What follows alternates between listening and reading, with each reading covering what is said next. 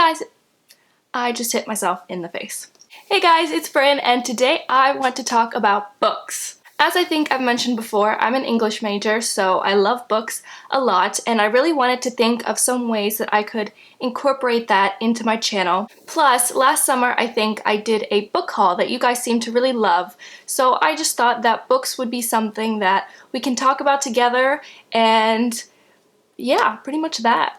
So I decided at the beginning of 2016 to set up a challenge for myself to read 50 books this year. So I thought it would kind of be fun after I read 4, 5, 6 books or so to come here and make a video telling you guys about what I read, if I liked it, if I didn't like it, etc., etc. And I really wanted to encourage you guys to make your own reading challenges and make this into more of a community thing rather than me just telling you about books that I've read. So my thought was to create kind of a book club thing on Goodreads where we can read the same books together, talk about them, and that kind of thing. We can have discussions about different books, you can make polls, you can post your own videos, your own photos, and basically we can just talk about books together. So I'm going to link my Goodreads profile down below as well as the book club link. I would definitely love it if you guys could join. I think it would be so much fun to kind of grow this little book-loving community where we read books together and we talk about them, and I just think that would be really fun. So yeah, I'm really looking forward to that, and in the meantime, here is a video of me talking about the books that I've read so far this year that I am so excited to tell you about, so let's get started. So the first book I want to talk about is The Fifth Wave by Yancey, and I picked up this book for 2 reasons. 1, because I saw it was becoming a movie, and 2, because it was a book about aliens. Typically, a book about aliens is not something that I would pick up, so before you're all like, aliens, I just want to say it is about aliens, but not in the way that you think that it's about aliens. So this book starts off from the point of view of Cassie, who tells you that there is this giant UFO thing in the sky, and everyone is kind of waiting to see who they are, what they want, if they're going to do something bad, no one knows. Essentially, they learn that aliens are coming to take over the world, and I use quotes because it is so much more complex than that. So basically, the apocalypse or whatever comes in waves, the first one being all the electricity is wiped out, then all this stuff happens, and eventually leading up to the 5th wave, which is why it's called the 5th wave. Mind blown, right? So at this point, not many people are still alive. It's really unclear about who's good, who's bad, what's going on. No one really knows, and it gets really exciting. I think my favorite part about this book was not so much the plot as it was the incredible closeness to the characters. This book is told in a series of like thoughts or journal entries from different characters, but the interesting thing is you never know who is talking until you start reading it. And then eventually it kind of uncovers who it is. But it's cool because as you get closer to the end of the book, you're quicker at figuring out who is who and who's talking, and you just really feel like you know the characters because you can instantly tell when you start reading who is talking. I mean, there are times at the beginning where you're reading a chapter and you have no idea who's talking, and it's really creepy, but like I said, as you go through, you really figure out who is who, and just the characters are one of my favorite parts about this book. I absolutely loved the main character, and the unique thing about this book was that it was more about the characters than the plot. So I feel like typically in books about the apocalypse or an alien invasion, it's typically about the action and the thrill and a main character who just like, for no reason, just has this intense drive to save the world, and it's really kind of unrealistic. But I just felt like this book was much more honest and realistic in that sometimes the characters stop and they're like, why am I even still fighting? You know, why do I bother? There's no way that I'm gonna win this fight. And they're battling with themselves and trying to figure out who they can trust, who they can't trust, who's good, who's bad. And I just felt like it wasn't so black and white all the time. There was a lot of gray area because it's so close to the characters, and I felt that was really realistic, and I really liked that. Overall, this book just really exceeded my expectations. The writing was great, the characters are great, and I just expected a normal book about aliens, but it was so much more than that. The next book I read was the sequel to The Fifth Wave called The Infinite Sea, and I'm not going to go into too much detail because essentially it's just a continuation of the first one, and if you liked the first one, you'll probably want to read this one. Things get much more intense in this book, they get more complicated, and you also get to know more about the characters as well as some other characters that you didn't really get to know in the first one. It's not quite as good as the first one, but you know, sequels never really are. I believe this is a trilogy and there's a third and the last one, I think, coming out this year. So essentially it's a middle book, but it's not, I wouldn't say it's like as bad as a lot of middle books are. A lot of stuff still happens, but it's still, nothing really comes to a conclusion because there is a third book.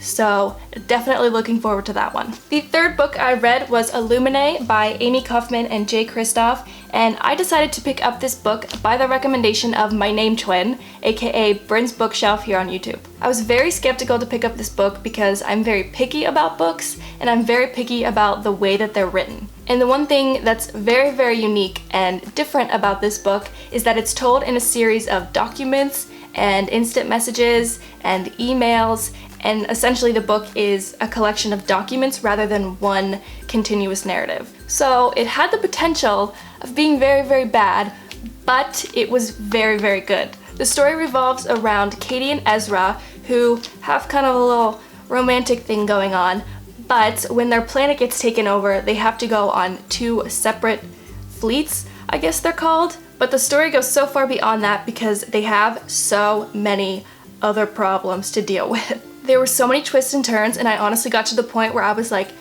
everything is going wrong. How in the hell is this book even going to end? I mean, there's a war, there's a plague, there's the romance thing going on, there's like an artificial intelligence, and it's just like everything you could ever want in like a sci-fi fantasy thriller is included in this book. The artificial intelligence part of this specifically was one of my favorite parts because it was so unique, and just I think everything about this book is so different and so new that I think so many more books in the future are going to come out and be like this, because I think this is just a genre all in its own. It has everything you could possibly want, and it's like nothing I have ever read before. The fourth book I have is All the Bright Places by Jennifer Niven. I've had this book for a while.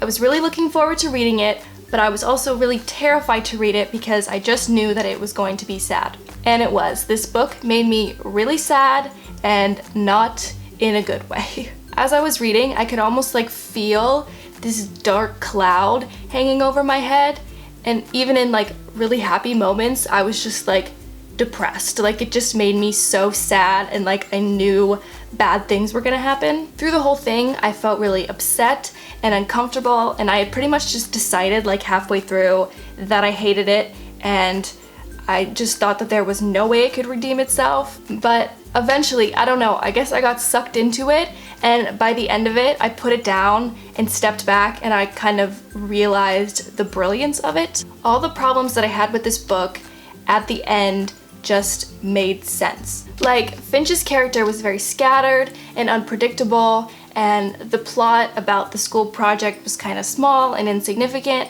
but I think that was the point. This book touches on everything from anxiety, depression, suicide, dealing with death, bipolar disorder, bullying, abuse, but it never feels silly or overdone. Like, it all just goes together perfectly. Like I said, it doesn't feel silly. Instead, it just feels like you're a part of it, and it really pulls you in, and it makes you feel the way that the characters are feeling. It was one of those things that really affected me, and it made me very sad and uncomfortable, but then by the end of it, I realized that I was supposed to feel that way, and it really affected me more than I thought it did.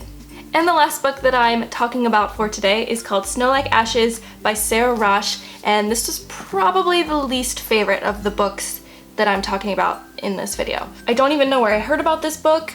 I honestly think I just saw it in Barnes & Noble and looked it up, and it had fairly good reviews, so I just decided to try it out, even though it's like not what I would typically read. It took a long time for me to get into this book because I didn't really like the writing, I didn't really like the characters, and I felt like it just jumped in to the plot, and I felt really disoriented, like I didn't really know anything about the world or the characters, and it just left me kind of disoriented for a while, and it took a while for me to care, I guess. I think a big part of me not really loving this book was probably my fault, because I don't typically read fantasy books that are set in a fantasy world. Also, it was a little cheesy at times, like all of the different kingdoms are named after seasons, like spring, summer, fall, and winter. Forgot the seasons for a second there. And they're Winterians, and they say things like, for the love of all that is cold. But if you can get past that and you like books that are set in a fantasy world, I think this book ends up redeeming itself. Essentially, this book is about a group of, I think 8 or so, Winterians that manage to escape when the Kingdom of Spring attacks the Kingdom of Winter. And they're trying to get their kingdom back with essentially no help, no army, nothing. It's not the most unique plot that I've ever read, but it had a good twist in the middle that I really liked, and I think at that point I started to be more interested in what was happening. I did grow to like the character a lot, and there was just a touch of magic in here that I really enjoyed, but overall it just wasn't my favorite. I liked it, but it wasn't amazing, and I don't know if I'll pick up the second book. I haven't decided yet, but I don't really have any plans to. So that's it. That is all the books that I've read so far in 2015. I'm really looking forward to reading more and to talking about them with you and to having kind of a discussion, because I don't really feel like I get to do that very often about books that I actually like. So yeah, definitely make sure to go check out my Goodreads account and to join the book club thing, because I think that would be a lot of fun and I'm really looking forward to that. In the meantime, make sure to subscribe and like this video, because I like when you do that. That's always fun. Other than that, I hope you enjoyed this video, and thank you so much for watching.